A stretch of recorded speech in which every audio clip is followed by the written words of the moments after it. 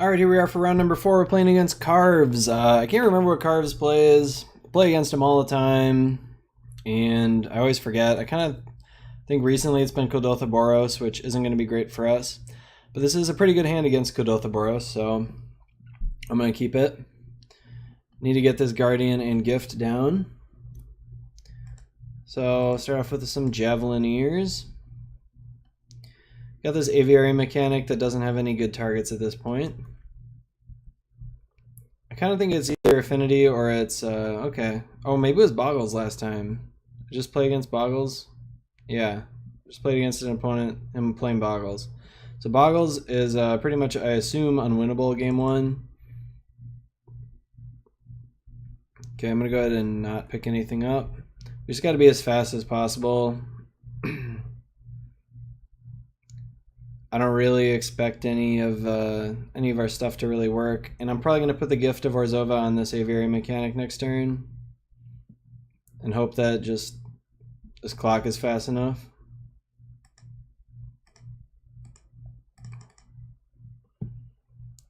Obviously, I'd be happy to trade my Javelineers for their Ledgewalker. They're not going to trade. So we can beat like one enchantment. Like I can beat this Armadillo Cloak, but I just can't beat any more enchantments. Like if they play another enchantment, I can't win anymore. Pretty much is the bottom line. What's nice about the Gift of Orzhova giving flying is that they actually don't have any creatures with flying. So if they play anything, like if they played even just like a Rancor, I'll probably just concede. If they get above 6 power, we can probably just be done. It's like we'll go back and forth a few times, but we'll never be able to deal with this creature. If it's just a Rancor, I'm not going to concede. But if it's an Ethereal Armor, I'm done for. So let's see what they've got. I need them just have like literally nothing, like only creatures, nothing else.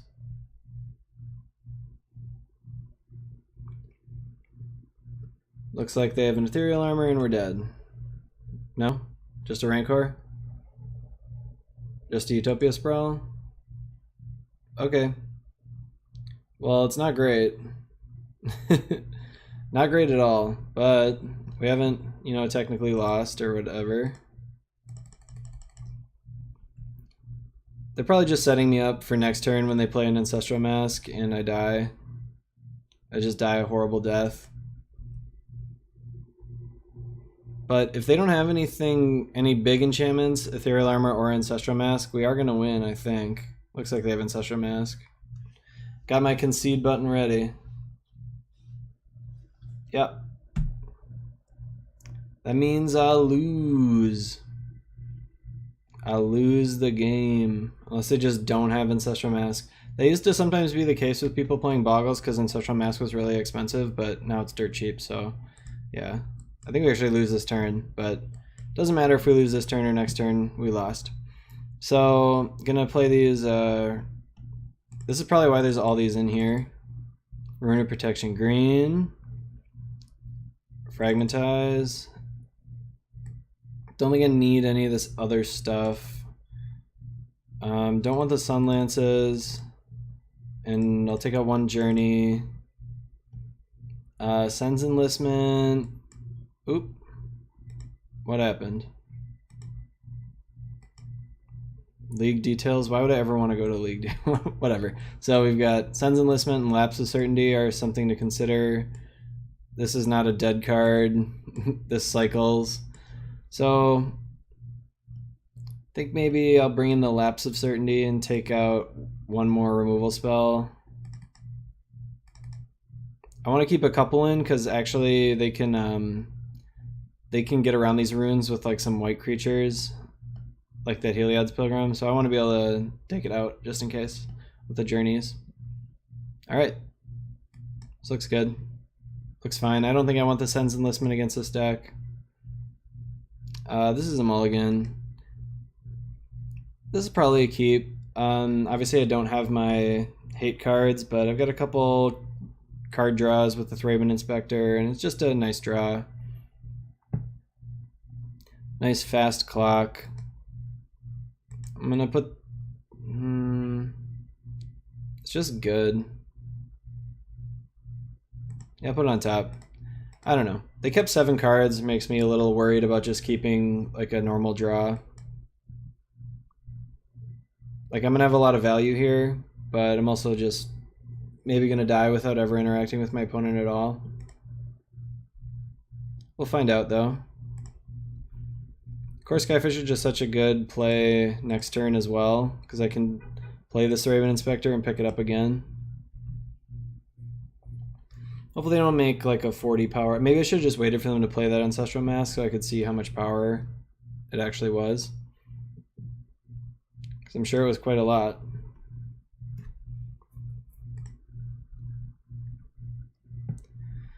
Alright, we got another Thraben Inspector. We got a Core Skyfisher to pick it up again. So my opponent doesn't have any toughness increasing enchantments. They can't attack me.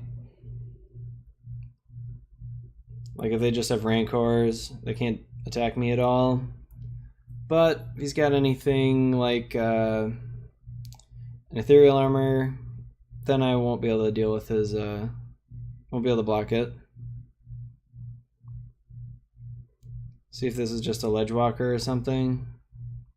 What costs 2 mana? Oh, a Standard Bearer, huh? Well, that doesn't really do anything. Like at all. That does almost literally nothing. I guess they were worried about my Gift of Orzhova or something. So we'll see how big this Gladecover Scout gets this turn. I can block it with my Guardian kind of no matter what. So it needs to get Trample and get big toughness. But that's certainly easy enough to accomplish. Abundant Growth. So our opponent's kind of dirtling around a lot. Not really accomplishing much yet.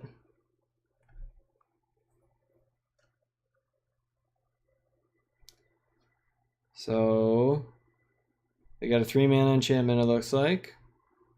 Nope, Heliod's Pilgrim. So probably going to get an Ancestral Mask, I would guess, again. But if they have an Ancestral Mask already, they might get a Trample enchantment. Who knows? Who knows what they're going to get? Armadillo Cloak. Sounds good. So unfortunately, my opponent actually has a lot of white creatures out, so I'm going to go ahead and hopefully wait for them to play that stuff all in the Gladecover Scout before I play my rune. I draw a card. Maybe I should have played this Bone Splitter and equipped it, but that's not what I did. And that was actually probably a mistake, because I could have put them to, yeah, could have put them to 8 this turn if I had equipped the Bone Splitter to the Core Skyfisher. I'm assuming it's not going to matter because they're going to gain some life, but that was probably just a mistake.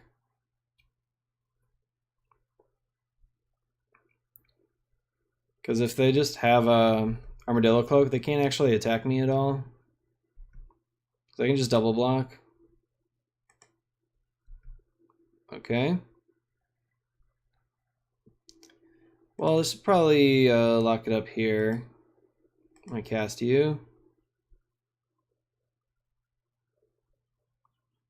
And I'll go ahead and attack with these guys. Yep.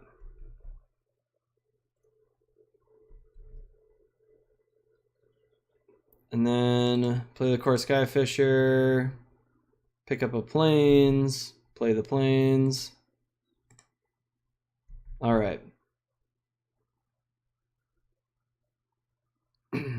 Natural State, huh? That's pretty annoying. So I guess I could have probably, well, I couldn't have won with the Bone Splitter, but I would have forced them to Natural State my Bone Splitter. Am I just gonna lose to an Ancestral Mask? That's pretty brutal. I think I could have won this game for sure. Now I'm just gonna lose. Oh, that's annoying.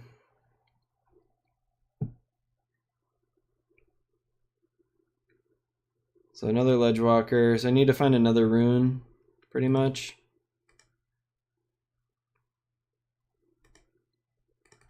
I can't cast my Gift of Orzhova because of the Standard Bearer.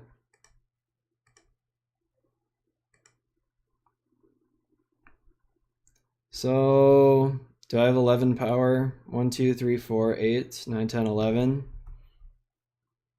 Well, I can block everything on this scout.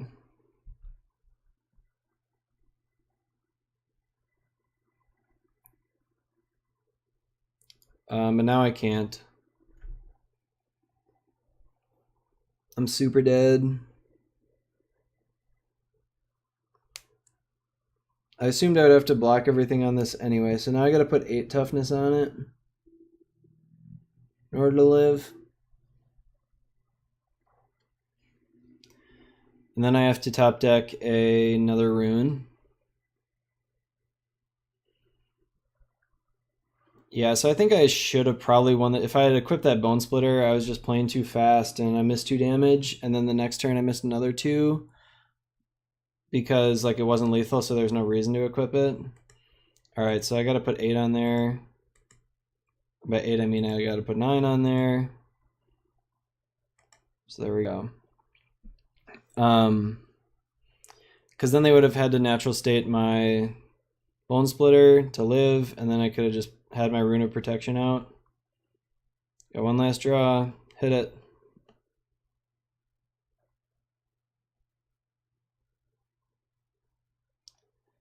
Even still, it's going to be kind of tough maybe to even beat these 2 guys.